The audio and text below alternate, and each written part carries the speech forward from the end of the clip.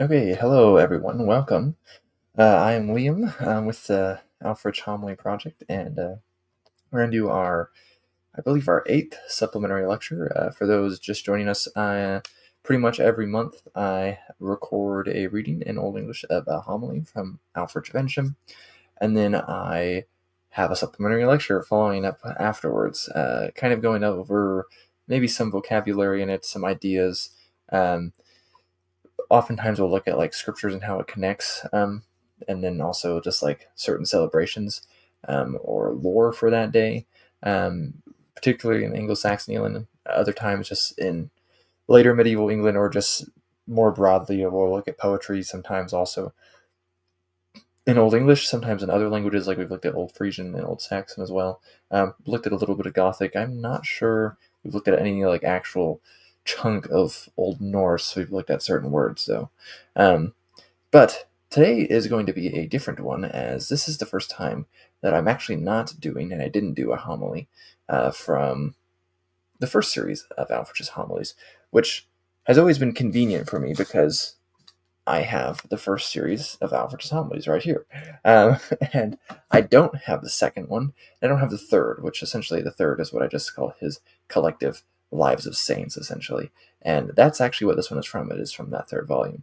And I'll talk about a little bit where I got those. But essentially, this is talking about Swithin, the Bishop of Winchester, and or a Bishop of Winchester, rather. The homily is really focused on many of his miracles, and the translation of his relics at the time of shortly after, shortly before Ælfric's writing. So let's talk about this. So, Series 3, Ælfric's Lives of Saints. The text is actually from Skeat, and Skeat, if you want the free version online, just like Thorpe has a free version online, you can go read Skeat's version. And Skeat, Reverend Walter Skeat, this is from 1881, so a couple decades after Thorpe's versions from the first two series. This is in the manuscript Julius E 7 in the Cottonian collection, so Cottonian Julius E, so in British Library. We're actually going to be looking at this manuscript today. That's at the very end. Again, we do a codicology segment. If you want to look at the actual manuscript, I find it very helpful to get an idea of paleography and just how these manuscripts look, and actually reading that Old English in the way it was actually written, I think is very fun. So we'll do that at the very end. There are kind of like this. There's Ælfric's Catholic homilies, right? I'm assuming Lewis is going to come out with more of these through Dumbarton Oaks. Dumbarton Oaks actually did the Lives of Saints already in 2019 with Mary Clayton and Juliet Mullins. There's 3 volumes, and I don't have any of those. I think they're only about $35 each. They're probably shorter volumes. They're not quite. They're probably like half the length of that one I have from Liuza. I don't even know which ones the Swithin homily is in, to be completely honest. So I would like to get all 3, of course. That hopefully will happen in the future. So scholarly texts are not always cheap, though you can often get them from like institutions and whatnot. So that is always an option. But if you're mostly going off your own funds, it's not always easy. Even at $35, I don't spend much money on books at all these days. I am a college student and father of 3, so not much extra funds there. So these were written in the last century. The last decade of the 10th century. I miswrote that. Sorry, the last decade of the 10th century, maybe up to 1005. So this is actually, and I mentioned this actually way back when in my very first video introducing this Ælfric homily project. This is actually where Ælfric kind of shows his alliterative style, and he doesn't show this actually in all of his Lives of Saints. If you go to like the very first one, his Lives of Saints, you don't really see this alliterative style at all, but it is like semi-poetic. It does show up in the later homilies for his Lives of Saints. And so one thing I think that is very important to note is that Swithin was a very popular saint in the medieval period in England, the continent, and elsewhere, and we'll talk a little bit about that. But his deeds were not known, is how Ælfric puts it. His deeds were not known before God himself proclaimed them. Neither have we found in books how the bishop lived in this world before he wended to Christ, and wended, of course, just being he died, right? And so what we do know from Eleanor Parker here on her blog, A Clerk of Oxford, again, which anyone who would somehow be a fan of or a viewer or a learner or whatever of this channel, if you're not already following Clerk of Oxford, you should. I don't think there's been any new posts on that blog for about 4 years. I do know if you follow on, say, like Twitter, Eleanor Parker retweets like all of her old articles essentially as the dates come up that are important. So, and I actually, this should be coming out on St. Swithin's Day on July 15th, as it is celebrated in England. Actually, there's 2 days for this, which is actually very common, but we'll go over those two again as well. So essentially, Swithin, well, compared to many Anglo-Saxon saints, and there's a good number of them, a lot of those Anglo-Saxon saints did really cool stuff while they were alive, okay? And essentially, we know very little of what Swithin actually did. There are some legends out there, essentially. There's some stories of the saint, but most of those stories about what he was doing when he was actually alive, rather than his miracles after his death, are much later attested, later attestations. So, I mean, when he starts getting heavily venerated in England in 971, that's only a couple decades before Ælfric is writing, right? And so Ælfric is really close to this time, and he's saying, we don't really know anything. That's what he says. His deeds were not known in life. That is how he starts the sermon, the homily, and he doesn't explain what Swithin does because he doesn't know what Swithin does. And he probably found this a little odd, to be honest. Maybe a little undeserved, I'm not sure, but he doesn't really hate on Swithin at all either. Though he does make an interesting comparison to Swithin with some other church leaders in Winchester that Ælfric personally knew, actually. And what is interesting, they're all mentioned at the end of the homily, and is that none of those figures, like Athelwold and Dunstan and whatnot, they are not nearly actually as popular today as Swithin was, and we knew a lot more about their lives, for example. So what we do know is that he was Bishop of Winchester. He did the usual things, Eleanor Parker says, Anglo-Saxon bishops did, repairing churches, witnessing charters, etc. And he died in 863. That's pretty much it, like what we actually know about him. So some would say that he was bishop from October 30th, 852, probably somewhere in the 852, 853 range, possibly born in 800 in Hampshire. Again, we're not sure, right? This picture over here is actually Swithin at St. Swithin upon Kingsgate in Winchester. So, and the source, again, is also Eleanor Parker for that. And so the idea of his veneration, essentially, he is connected with the rain. That is one of his the big things associated with the weather lore of St. Swithin's Day. And that he is the saint you might pray to, rather, to intercede when you are experiencing a drought, right? Which makes sense if he's connected with the rain. So there is this, of course, this idea that if it rains on St. Swithin's Bridge in Winchester on St. Swithin's Day, it will rain for 40 more days, essentially. And this is like kind of an aside also to mention. You may have noticed when looking at the homily that a couple times I think I let a few spelling errors get through. I caught a bunch. So the reason this was a really difficult for me homily to put together. Normally I can just go to Thorpe's text online, and volume 1 is readily available on a nice website that I can just copy and paste the text. And where I've made mistakes in the past, for example, is Thorpe, he has a tendency to exclude long scriptural passages, and so I'd have to open Lioza's and I'd have to type in those scriptural passages, and typing that stuff in introduce a margin of error.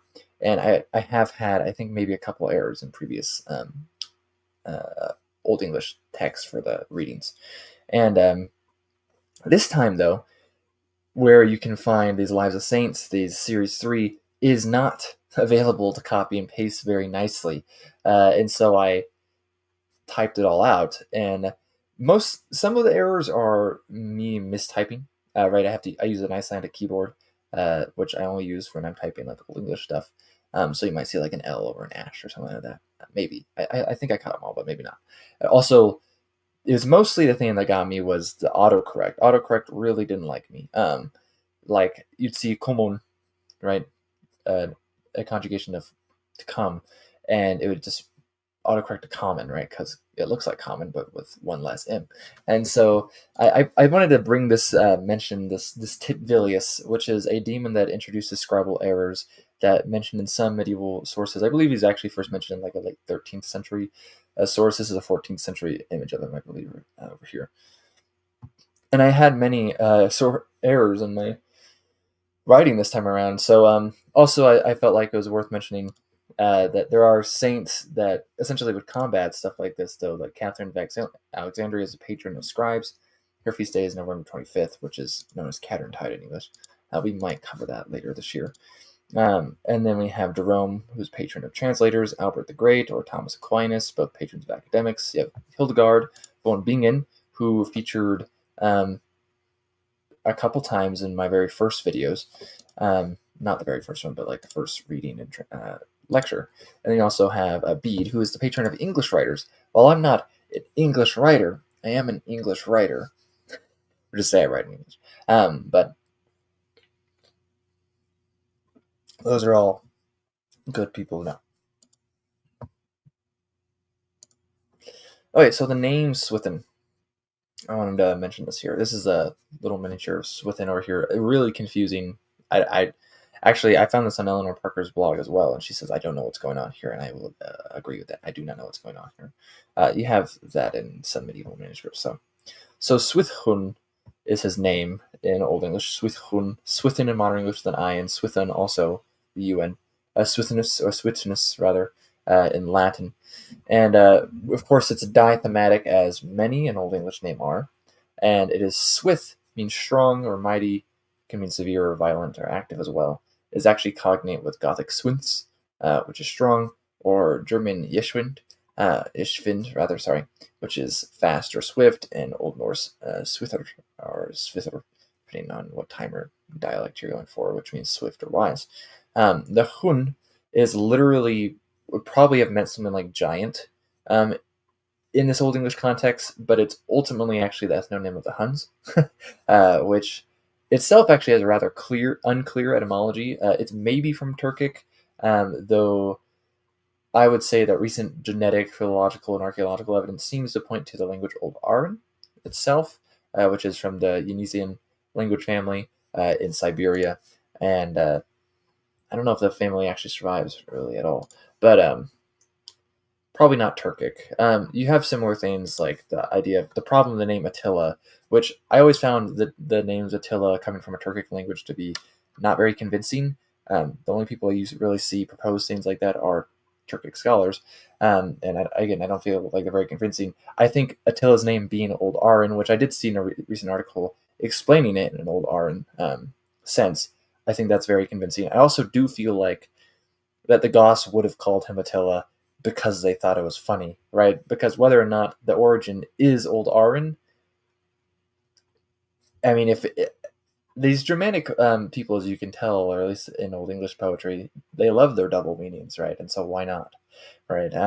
Whether or not that's the origin of it, I would still say that it could mean something like Little Daddy Attila. But anyways, that is neither here nor there. So feast day, July 15th. So this is a popular rhyme. I'm not sure on any origin of this. It just seems to be part of the cultural lore. But St. Swithin's Day, if thou dost reign, for 40 days it will remain. St. Swithin's Day, if thou be fair, for 40 days 'twill rain no more. Right? So the July 15th, 971 is the date given to his translation that actually has gone over in this text, right? We hear a man having a vision and Swithin saying, "Move my bones," essentially, right? And so that's what happens. But we don't actually have a solid idea where this weather lore comes from.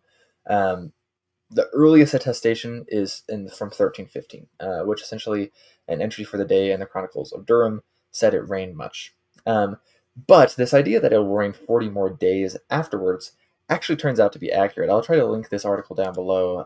I'm really not a meteorologist at all, but it is from weatheronline.co.uk, which talks about St. Swithin's Day and how it's actually pretty accurate. This you can read it again. You can read the article, but it turns out if it does rain on St. Swithin's Day, it is actually more likely to rain for at least 30 something of the days of the next 40. And it depends on just certain weather factors, whether it is north or south of a certain point. And I can't remember. I read the article a little while ago, but so very interesting. What's interesting also, well, here's another poem real quick. Actually, we don't have like any Old English poetry this time around. We do have modern English poetry. So we have high in the heavenly places I see saints within stand. His garments smell of apples and ring wet English land.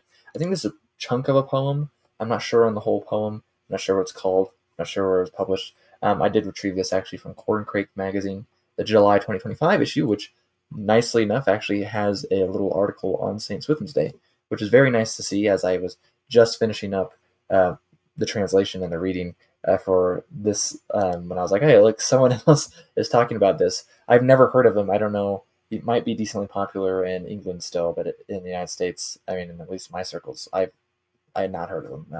I pretty much was like, I need something for July, and this character seems to have an Anglo-Saxon name. It'd be fun to do a saint. It'd be fun to have an Anglo-Saxon saint in there, and there he was. So we also have the other feast day, of course, though, which is July 2nd. So why is that? So this is the celebration. This is the feast day for Swithin in Norway, which, why Norway? So we'll talk about that a little bit.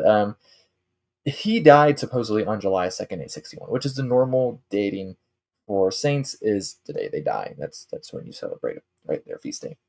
And so it makes sense. Also in July, I'm not sure actually if the weather lore is attached to St. Swithin's Day on July 2nd in Norway. I wouldn't be surprised if it is, as stuff we have mentioned here. So essentially, again, in reference to St. Swithin dying, he asked to be buried outside the cathedral so passersby could step over his grave and the water from the eaves upon that cathedral, that minster, would drip upon it.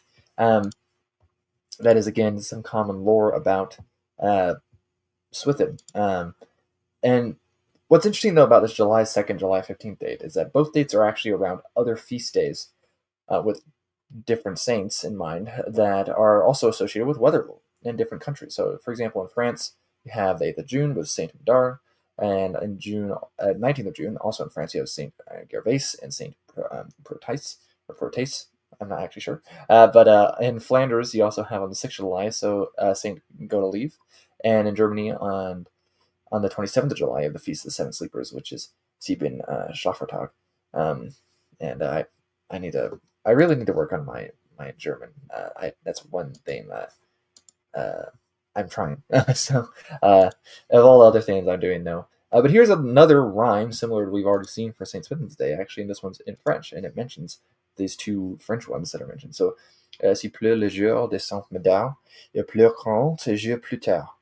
S'il pleut le jour de Saint Gervais, et de Saint Porté, probably, I don't know. Ils pleureront jour après. So if it rains on the day of Saint Medard, it rains 40 days later. If it rains on the day of Saint Gervais and Saint Protais, it rains 40 days after. So again, that's almost exactly the same weather lore again, and that would go back actually to this understanding of the weather and finding a saint that's popular and attaching this weather lore to seemingly the saint's feast day. Not necessarily with the saints themselves, right? As far as I'm aware, it's not like Swithin saying, "Oh yeah, you're good" or whatever. It's just this weather lore based off the day and the weather on said day. And those are all around the same, right? So at the same time period, I should say. So we have also, again, in this idea of Norway, that he is actually Swithin is the patron saint of Stavanger in Norway. It is unclear when his cult was introduced, but it is clear that it was focused at Stavanger by the end of the Middle Ages. There is an article actually that goes over this and will explain to you the idea, the proposals of when this cult was introduced, when they got their relics and whatnot, right? But it's not clear. Essentially, this article does a good job of just explaining all the other ideas, pretty much, about when Swithin became a focus here in Norway. And so the article is Swithin the North, a Winchester Saint in Norway by Carl Christian Alvested. I believe it's from 2021. I'll try to find that link actually and leave it in the description if anyone wants to read that. But if I don't, then that's the title of it, and you could probably find it And these are both photos of that cathedral, actually, with, again, Swithin being the patron saint. And I think it's rather beautiful, to be honest. And these are both from the outside. So, anyways, let's go on to the other notable miracles, miracles that are not mentioned in the sermon. The reason they're not mentioned is because they were not in popular talk of Swithin at the time. So we have the eggs in the bridge story, which is from the Vita Saint Swithuni, which is traditionally attributed to Gosselin of Saint Bertrand, or Gosselin of Canterbury, though Michael Lapage refutes this attribution. Lapage wrote I believe, a rather in-depth book on Swithin from about 20 years ago, which I have not read. But either way, the text is late 11th century. So not too long after Ælfric, but definitely later than Ælfric. This seemingly invents this Vita, right? It seemingly invents many biographical tidbits. Pardon the errors here. If this was for actual class, I would probably have had more time to go over it, but this is very much a by seat of my pants type of presentations, and I hope it's satisfying to everyone who watches. But so this gives him dealings with kings and princes, for example, that likely didn't happen, considering Ælfric doesn't really know anything about him. These things likely didn't happen, right? You get this sometimes in Vitas, right, where you have like this purpose of making them seem cooler almost than they are, which isn't the actually downgrade, because someone like Swithin was probably still a pretty cool person. And so the egg story itself is actually about a woman with a basket of eggs. She either drops said eggs, or a malicious workman, malicious workmen break them purposefully. And Swithin hears her cry and miraculously returns the eggs to her basket whole. That is one of the more famous things. This is also on that bridge. It's on said bridge, St. Swithin's Bridge. And so also the other one is Queen Emma, which the story is first related from a monk at Winchester in the 15th century, Thomas Redbourne, his Historia Maior de Fundatione Ecclesiae Wintoniensis, where the first mention of Swithin traveling to Rome with King Alfred arises, but again, probably didn't happen. And then this Emma of Normandy was queen to Athelred Dunreddy and Canute the Great. She underwent an ordeal of fire, walking over 9 hot plowshares, to prove her innocence when falsely accused by Robert, Archbishop of Canterbury, of being the lover of Ælfwin, Bishop of Winchester, from which she came unscathed through the intercession of St. Swithin. And I believe in reality, Emma did donate a bunch of manors, I believe. And I think it maybe was the cathedral at Winchester, which again was originally dedicated to, I believe, Peter and Paul, and became just dedicated. Well, the patron saint became Swithin, as kind of is touched on in the homily. I believe they got like exempt from taxes or something like that from Queen Emma, and so from this ordeal. This ordeal itself seems very reminiscent of stuff I had studied in like anthropology class, right? Of doing something that I would say without the miraculous intercession from God or one of his servants is just impossible, right? Like there's one I heard of, essentially, that like if you had like a bunch of, I can't remember. It's essentially, often it means if you get harmed by this thing that will obviously harm you, using normal physics and just the laws of nature, then you're guilty. But if it doesn't harm you, then you're not guilty, right? So that's obviously implies that you're going to need some help to not actually get hurt. So in this case, we don't really see that in our modern society. That's for smaller societies, pre-modern and stuff. But in this case, Swithin intervenes, and she comes away from this ordeal rather unhurt. And I believe then the story goes that Robert of Canterbury apologizes. And also there seems to be a little of that English Norman angst, as Robert is. That is certainly a Norman name, and Ælfwin is not. So we also have that bridge in Winchester, and we also have a painting of the ordeal of Queen Emma by William Blake, of all people. Can enjoy that for a second before I click away. Okay, and then we also have, I believe this is St. Swithin at Winchester Cathedral. This was originally outside upon the edifice, and it is now in the crypt. I actually have the person who, it's like, oh goodness, that is, can we stop for a second, because I have the accreditation, David Spender, and this one on the right is from Corehampton Chancel. Right, there we go, back. So, and that one on the right shows the eggs, actually, and Swithin extending his hand, and presumably those eggs, therefore going back into that basket hole. And so also mentioned in the homily itself is Launfred, who is called a foreigner. But Launfred and Wulfstan the Cantor, or Wulfstan of Winchester, wrote this Vita of Saint Swithun, which is mentioned in the homily. This is from around 1000. So again, right around the time Ælfric is writing this homily, this Vita is written. And I have not read that. Almost, it looks like it's in Latin right there. This is actually a picture of it from Royal C7, volume just 2. Excuse me. But again, so that survives as well. So that is a text that is referenced by Ælfric that you can presumably read. I don't know if it's still available from the digital library of the British Library, because they a bunch of the stuff got taken down after their problem a few years ago, and now all the stuff's back up. But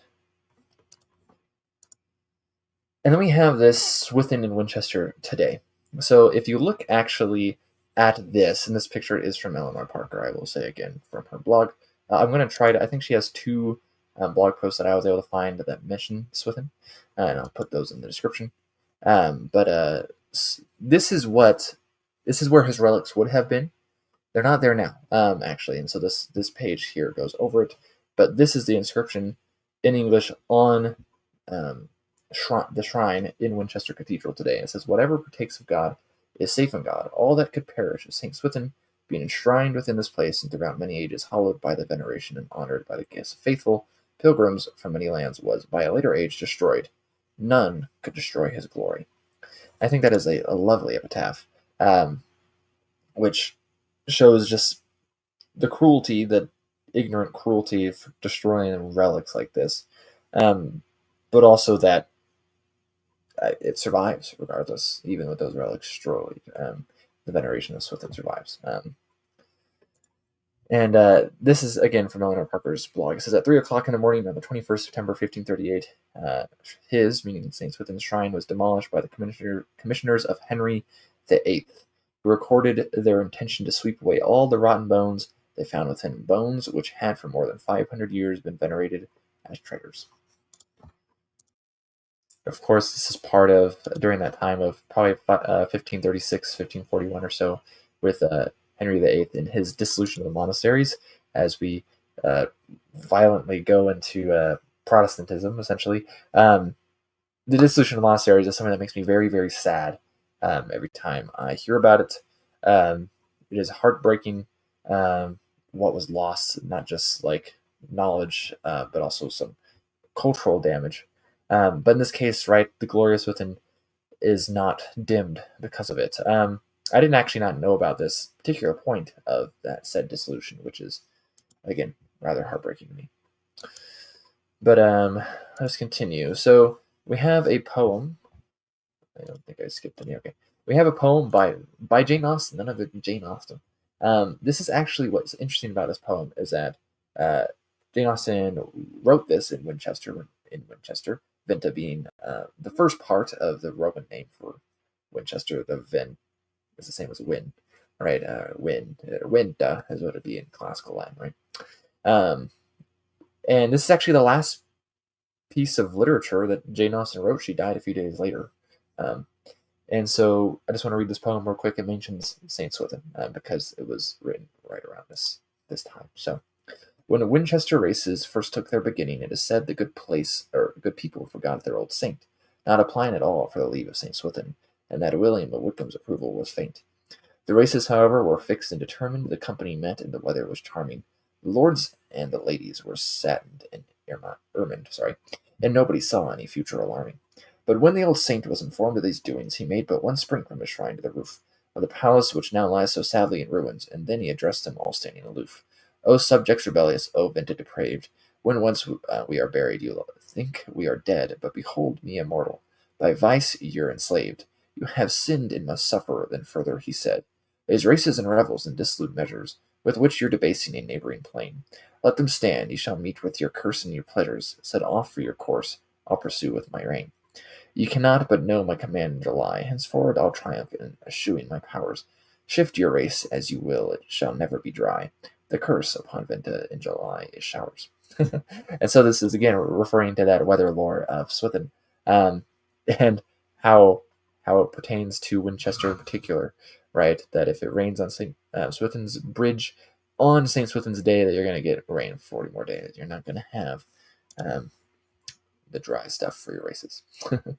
So, anyways, we also have, this is one of the last items I wanted to look at actually before we just get to particulars on words and then getting to the codicology section, is that if you noticed actually, and this, unless you're looking at the text itself in Skeat's version, is that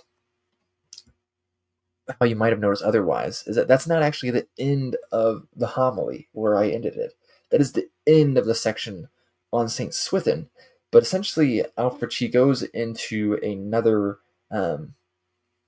like sermon almost, like a tangent on the problems of sorcery, as in the homily, we have this idea of dreams, right? And which ones are true, which ones are not, and which ones are illusions, and yada yada, right?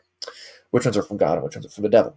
That's the fear, right? And so what you have is this item alia on St. Macarius.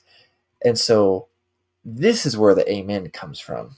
St. Swithin doesn't get an amen because then technically that same homily continues, and then you get the amen at the end of that. It's very short, actually. It's only about a page long, maybe, in Skeat's version. And I wanted to go over that with you real quick. I think it's 5 slides here. So let's read. Manem is acto witna that manicha dreamen makiaf. Many fall the drie dunga door deublos kraft. Swa wish heras of doth. An be dir driast men. Surcha he soslicha swirch stinge. Donak hits is swatha di drumid. Deublos krafta an if sorry, that should be if, not gift. Hwa hit bletsath thona a blinth sail di drunk. And so what we have here is people also should know that many sorcerers make manifold illusions through the craft of the devil, just as wizards often do, and deceive a people as though they truly cause a desired thing. But it is nevertheless a deception with the devil's power, and if anyone blesses it, then the illusion ceases. Again, you can see the T and bless here still with relation to blood, the consecrate with blood, though that meaning probably would have been not known here. It just kind of fossilized in a sense. A couple of the things I underlined here, is the first one is dreamen, and the reason I wanted to underline is underline dreamen is because it's an interesting word to me. It means sorcerer essentially, and craft is like sorcery. It's a Brittonic word. It's a Brittonic word, in which you don't get a ton of them in English. So it's nice to note when they do come up. This is actually related to druid. And it's the same word as druid. This dri is where the word druid is. Druid, I believe, druid is from the Latin, and probably coming from Gaulish, some continental source. Brythonic, the Brittonic version of it, so it would be something like Dru or something like that. And so Dri is really close, right? And so you can tell that this is coming from Brittonic, which again is cool. So it is essentially Druid craft in a sense, which is interesting, as the Druids, historically speaking, at least the Romans would have really put an end to them. Seemingly, I wonder how this continuity of Druid craft gets over into this early English stuff. As stories of druids survive, I'm not so much sure on the druids themselves. This next word, wishcheras, is really confusing, actually, as when I found this one in the dictionary, it actually, and even Skeat himself, he literally just puts question marks by it. And I believe in Bosworth Toller, it still has question marks by it. We don't know what it means exactly. Skeat translates it as something else.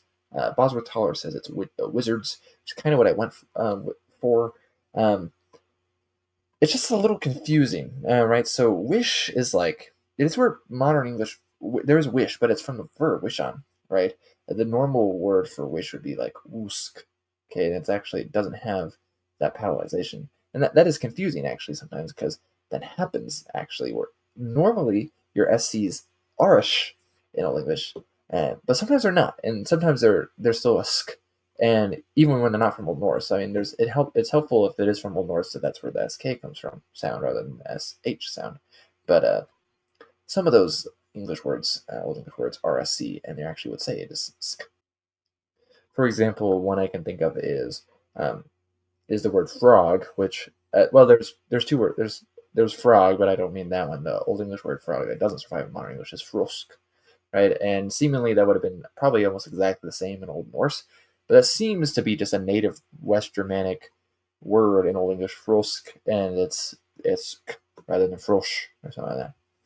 So this wish is confusing because it should be wusk, and seemingly maybe it could have had a wish version, but again, our modern English wish comes from the verb wish on. So so it could be like wish still, I would say. I mean, I think there's a chance of that in Heras or Hera, which again doesn't really make sense though, because Hera would mean like follower, servant, but then it wouldn't be Heras, I don't believe. Um, it should be, it is weak declension, and so it should be Heran, wish Heran, or I don't really know where that S would be coming from. For the plural, right? It should be wish Heran, essentially. Or wish Herena, for example, in the genitive plural. But so I'm not really sure. It seems to have a negative meaning here, obviously, and it seems to be connected with Dreamen, which we do know it means. So wizards, I think, is a good guess. What exactly it means, I haven't read any articles, any particular research on this. Just from looking at it real quick, I am confused by it. Those are just like I could possibly see connections, but they also don't make sense, right? There's problems with both the wish and the Hera part. So, but anyways, this is obviously again a section on sorcery. So let's continue. Betham we machan sejan, suma sotha bisne macharias was ye hatten, sum hari fader, on was dena unienda fella undra. Werkende Muniklivas Mantha Warthan Maden for Broden Dur Dri Mana Didrunga Yedwimmer Licha Swatha. So Tach Thach Thach. Yeah, sorry. Thach. That is a hard one for me to get at. Anyways, and that's what the EA makes. So by this example, or by this we may talk about some true example. Some holy father was called Macarius, and the waste, dwelling, many wonders working, a man of monk life, then was a maiden transformed by a sorcerer's reception, however illusory. This is a really cool story, actually, I think. And I assume since Macarius is not some Anglo-Saxon state, that Ælfric has a source for this. I don't know what it is. I could probably look up the story of Macarius. I just have not had the time yet. But this is a very cool story, I think, of sorcery and the power of God. One thing I just want to mention about Wastena, it really does mean waste or like desert even. He's in the desert dwelling, I guess, if you want a more understandable modern English translation. Waste itself actually doesn't come from this word, though, even though it looks like it could or should maybe. Waste comes from Old French, Anglo-Norman dialect, and I think if Wastena had survived in the modern English, it probably would have been something like Weston, right? But it doesn't survive in modern English. So, anyways, and it's really similar, which is interesting. Okay, that maden was zwaar for broden swirtje geel an mira ware, and allem tham duchta de gira on lokodon swirtje geel mira ware, ne minishes je kindes. Tha ledon gira machas hi to macharia, and he sonne axoda chwat he wolden mit tham. So that maiden was so transformed, so as she were a mare, and all thought who looked upon her as if she were a mare, not of humankind. Then her kinsman led her to Macarius, and he immediately asked what they wanted with her. Again, the axoda is having the metastasis that you sometimes see in modern English. It's putting the k for the s rather than the s for the k, which is the normal version of axion. But Askion. That's Axion, though, is actually rather common too. Actually, Ælfric seems to use the Axion rather than Askion. He uses X every time I've seen him say the word. So, Tamachas him quadum to theos mira, they thu ye sicht was ura dochter a wortha madden, ac a weirde, dreamen a winden he to miran. Nu bidde with a love that thu ye bidde, for he and he eft a winde to tham they hill ar was. Then the kinsman said to him, This mare which thou seest was our daughter, a honour-worthy maiden, but a cursed sorcerers turned her into a mare.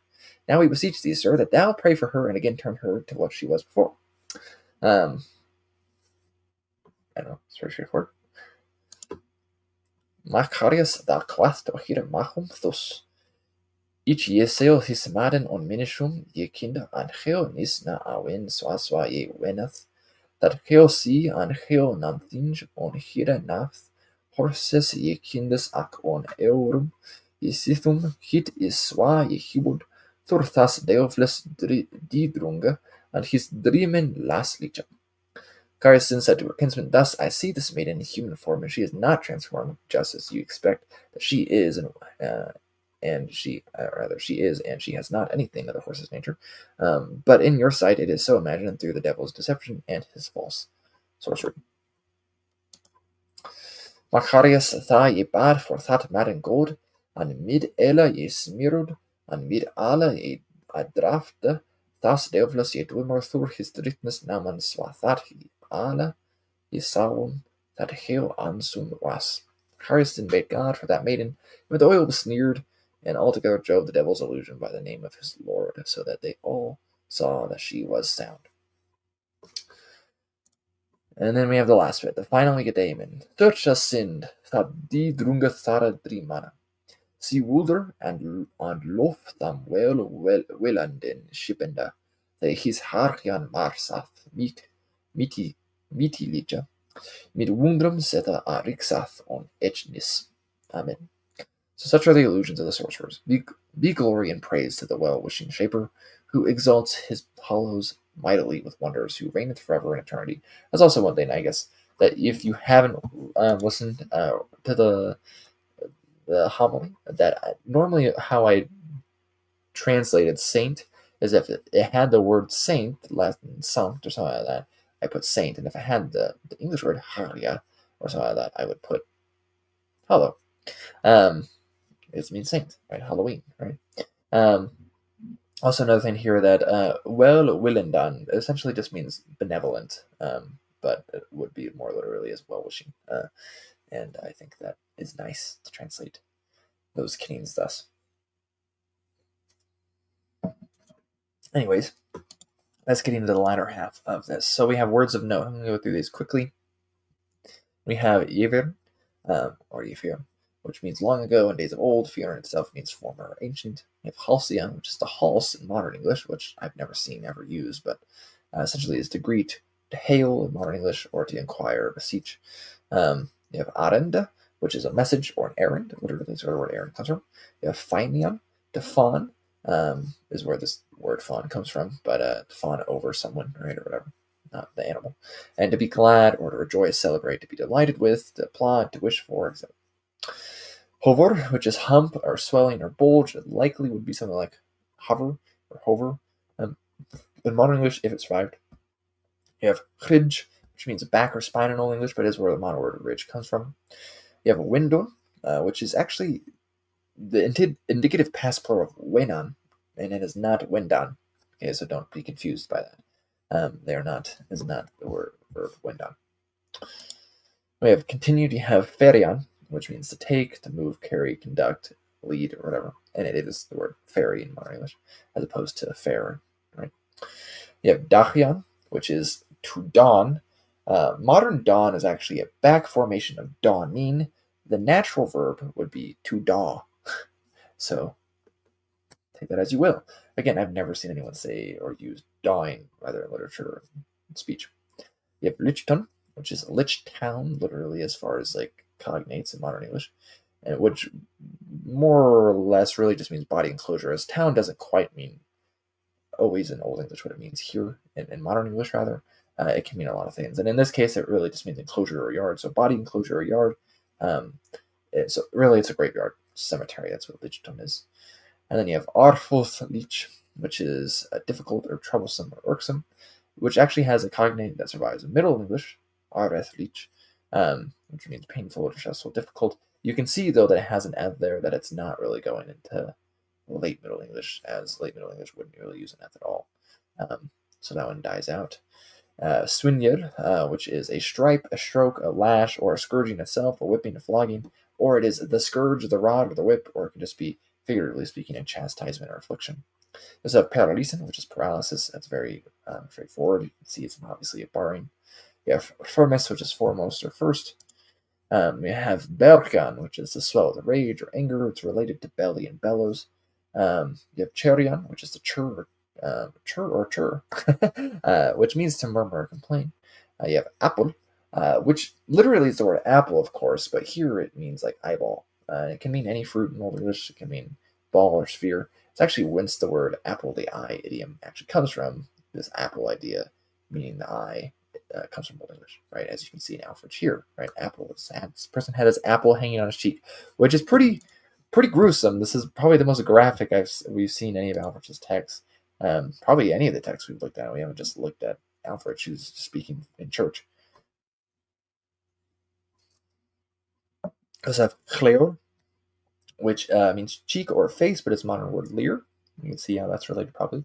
You have Ibership, which is literally beer ship. It's a drinking party, a feast, entertainment. I think we should bring this word back. I don't drink, but still. It's just a great word. I have Hoon Twelfty, which is literally 12th in modern English. And I would say you would see something in like this in like Tolkien, right? Who uses 11D, right? Which is 110, right? So 120 is 12D, right? But again, I don't know if I've ever seen this in an unironic way ever. But it was really cool to see that it's Hund 12, which again in modern English you wouldn't say Hund here, you just say 12. But anyways, you also have a Shanka, which that's a late West Saxon version of shank, I believe. But shank, it's like long shanks, right? It's leg. You also have Masion, which is to say mass, which I couldn't see that one in modern English. It'd be really hard to say, oh, we're massing, or I'm going to mass, right? I want to say the mass, right? I don't know.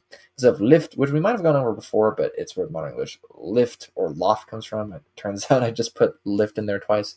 But it just means air. Not normally as so high to be the heavens. It can be like the upper atmosphere kind of too, but just air, where actual air would be, I guess. And then the last of these words of note we have for Padan, which is to turn away, pervert, ruin, or destroy.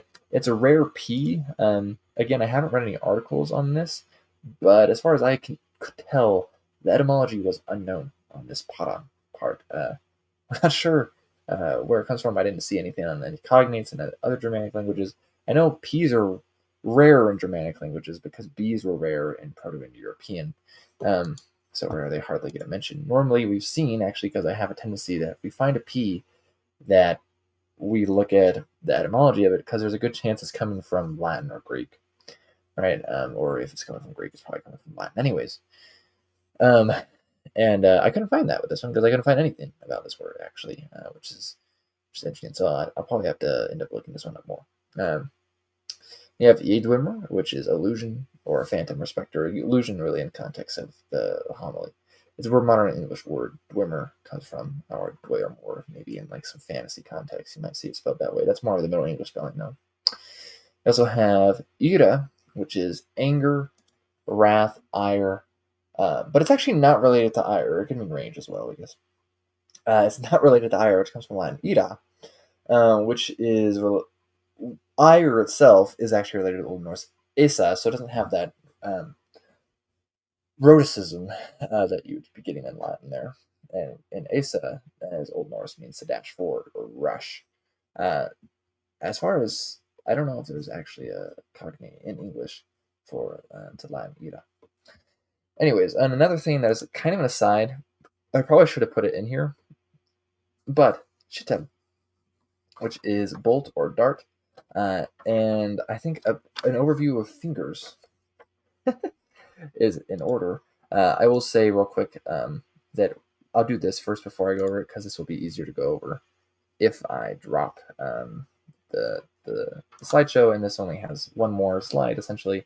So more anatomy. We actually have the word theater pops up in the homily. I can't actually remember what the spelling is that is used, but you have nostril, right, which is nose hole. Thurl means hole, right?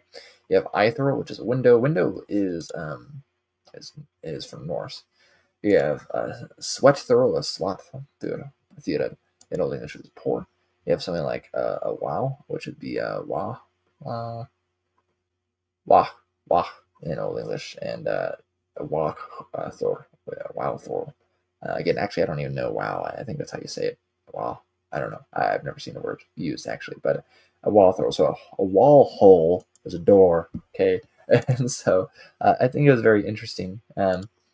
I thorough is not a word that again, maybe dialectically would be used, but in a modern parlance, at least the normal the most popular dialects, I should say, in English.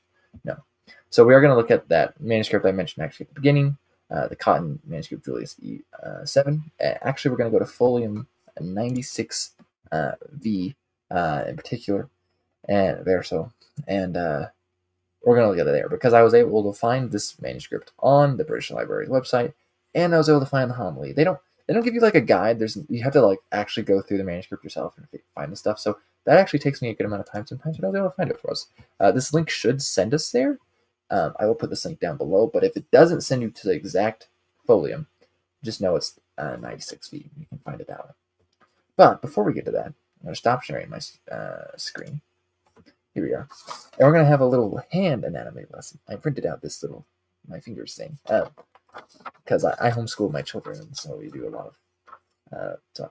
It keeps me really busy. But I was just looking at, I thought the Old English word for fingers were very interesting. I can't even remember what I was looking at, actually, that had it come up, but I decided to do this. But my fingers, which would be min fingras in Old English, or digite me in Latin. Of course, you're normally seeing these in reference to Latin texts, right, like a gloss or whatever. And so you have thumb, which is thuma in Old English, with that B, which actually probably would have been said at some point, kind of like you see the B inserted in humility or humble, or like the D in thunder. We kind of talked about that last lecture, actually. Latin, pollux, you have the index finger, which is often called the shittel finger, or the arrow or dart finger, essentially the pointing finger. It's index in Latin, right? It's also called the forefinger in modern English, of course, or the pointer finger in modern English. But it can also be the shitta finger, which is a shooting finger. And it can also be lao finger, which I don't actually know what lao means. I don't actually know. Taknend finger and beeknen. So taknend and beeknen would be token and beacon. So again, kind of this pointing aspect. You have middle finger, which is middel finger in Old English. Medius in Latin normally. You also have this Irish berand, which means like shame, Irish shame bearer, actually, which is related. It has a related Latin term. Probably can't see it here. Impudicus, right? Essentially, that's because the middle finger, it's flipping someone the bird or flipping someone off, giving someone the finger, if you want to say it that way, is actually a really ancient crass symbol going back at least to the ancient Greeks, I believe. And so it has this idea of unclean finger, essentially the shame bearer, which is interesting. And then also you have the ring finger, which is actually often called the lacha finger, which lacha is leech, which means doctor or physician, right? And it relates to Latin here, medicus. And that comes from, I have an asterisk here, go over here to this reference to that Isidore Seville explains the name as the ring finger was used to apply eye ointment. So the doctor's finger, or the medical finger, use it. So I'm sure there's people who still understand that today. And then we have ring finger, which is ring finger, exactly. And then you have gold finger, which is gold finger, as it sounds. And then also you have your little finger, which often, I would say most often, is probably ara finger, which is ear finger, okay, or little finger sometimes. Normally, there's also like last finger, which is literally last, or ar klassen, which is ear cleanser, or Stripul, which is ear scraper, and then it's auricularis, which is also related to ear in Latin. So not just a unique thing to English. In fact, I don't know if those names, many of those things have names otherwise. But as you can tell, obviously, that a lot of those have several names. So let me share my screen again. I'm going to stop my one screen, and I'm going to share the website screen. There we go. I think everyone can see this. Yes. All right. So here is the beginning of St. Swithin's. And this is presumably the same, from where I pulled the text, Skeat again, the same stuff exactly that he was looking at, the same manuscript. And so we have, let's see, Amen for the last one. So then you have this explicit. And then, let's see,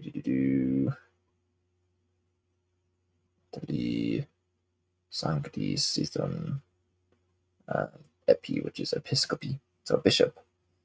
Then we got, let's see, look at it. Oh, let's go down this way. On argaras dahum. This U is interesting. It looks like a Y. Also, these are all capitals right now, so maybe that's why.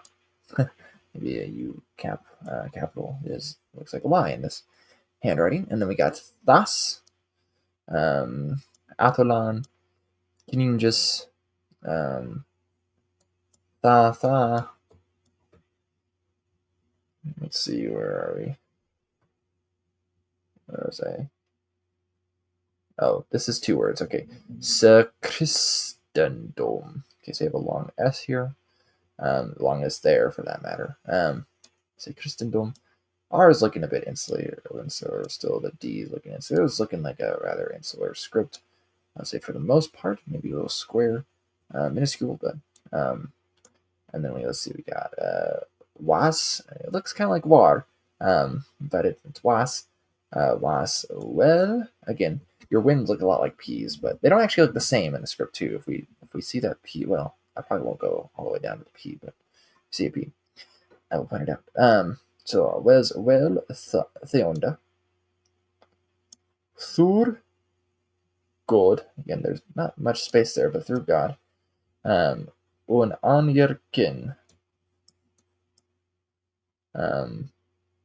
I don't remember seeing this. Is this a May? Anyways, under tham irkan kininja. Tha Jesuuteloda God. Thona Sankt Swithun. Mit Manichum Wundram. So again, you have the superscript. The M's not actually there. And then you also have thoughts, which again is just that short version of, it's just this letter, this thorn with a slash through it. This cross thorn is that. Okay.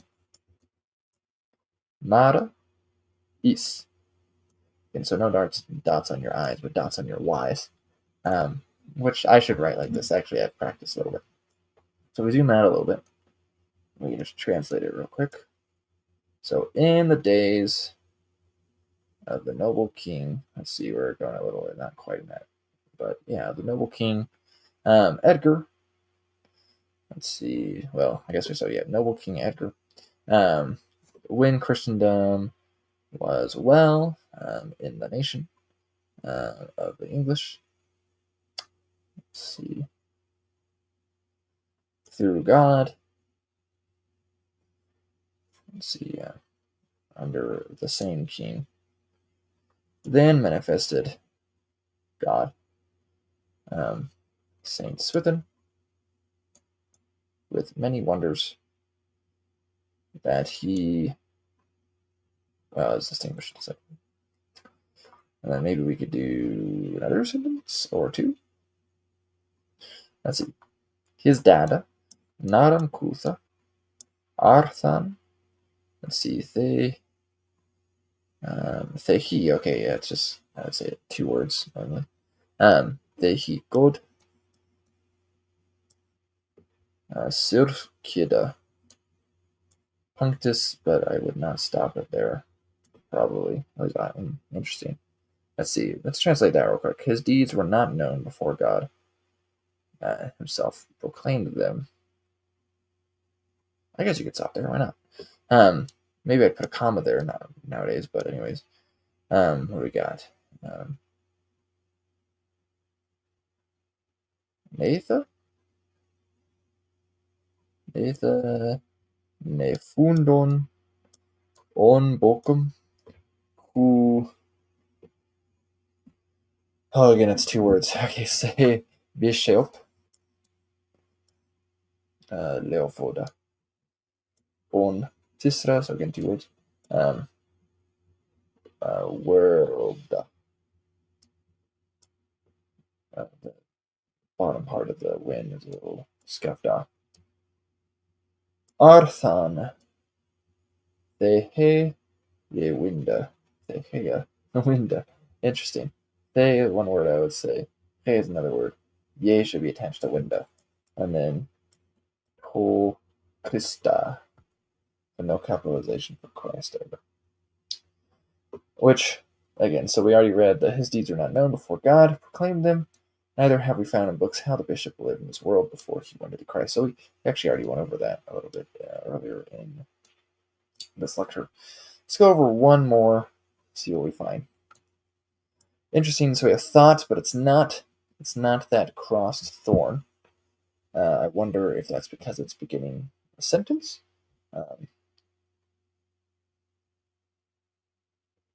It's a pretty thick line there. Practice. So thought was thought. You can see this correction. It's not thought. It's thought. Jimelast the own liva hina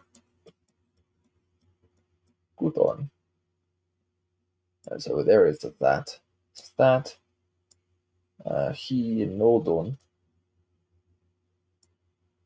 Let's see. Redan. They're all blending together, but yes, Redan. Let's see. His way or his work on, so you have Detronian ed, so it's on here. Drocht Junga. Tham Toerdum Manum. Let's see. He's so two words again. Let's put it there. Michta. Nekudon again, split down. I don't know. Ak gold. Haft. Swathach. His leaf. Is Utalod? Yes, he's Utalod. Mid. Utalon again in superscript M, not there. Sutalon. Wundram. You do have the M there. Interesting choice. Okay. And then on again to Ronian and Sidijum, so again the M also there. I guess then it seems to be Taknum. Ta. That's kind of rather difficult to read. Let's see, this is a T, this is your A, it's like a square, minuscule A, I'd say. Your C, N, and your U, and your M. That is getting confusing. Okay. I'm not sure actually what year this manuscript is, so I should probably figure that out. But anyway, I think that is good for this lecture. Let me know any of your thoughts. Maybe I'll eat something with apples, since that one poem mentioned apples for St. Swithin's Day. But we'll see if it rains. I live in Idaho, not in England or anywhere near it. So I don't think that weather lore holds here. It is. I need to end this as well because it's hot. It was about 92 Fahrenheit today, so about 33 Celsius. And actually, in Idaho, where I live, we don't have really air conditioning either. Some people do. Either, as I say, because a lot of Europe doesn't, at least Northern Europe doesn't. And in Idaho, I haven't had air conditioning. I lived in Idaho. I lived in two places, in Idaho, and when I lived before was in Colorado, and I lived in two places in Colorado, and I didn't have air conditioning in either of those places. Every other place I've ever lived in, which would be Arizona, Utah, Texas, Florida, and Illinois, all had air conditioning. It's just Colorado and Idaho. So anyways, and I would say it's pretty mild, actually. It doesn't get much hotter than this in Idaho. So anyways, that's an aside. I hope that this has been helpful to some people. It's been helpful to me to go through it. It definitely takes a good amount of my time to make these. I'm glad that we're more than halfway through now. This is, again, lecture 8. We have August next, September, October, November, December. So we got 5 more of homily readings and lectures to accompany them. We'll see what I'm able to get done next year. For December, I'm hoping to have a few more things extra to go along with the Nativity and Christmas. So we'll see what I'm able to do. And I'm not even sure actually what I'm doing for August yet. So we'll figure that out. Since this is actually going to come out about 24 hours after I record this, if you have any ideas, you can let me know. Again, as always, if you have any questions, then just feel free to ask either in the comments here or reach out to me somewhere or wherever you can. You can just email me or whatever. I will gladly help anyone with anything that may be confusing or just difficult, or just if you want to talk for whatever reason. But as I'll say, that I thank you for listening. Thank you for watching. Again, hope these are useful. I hope this is a good sermon of sorts. That is, it is a useful, and so in that sense, good, right? That let's see, it's that phrase, ad maiorem Dei gloriam, right? In that sense, that, and I hope that proves true. And then we could end it with sothlicha, right? Just one of the ways of saying amen in Old English, which is soothly, right? Truly, amen, right? Anyways.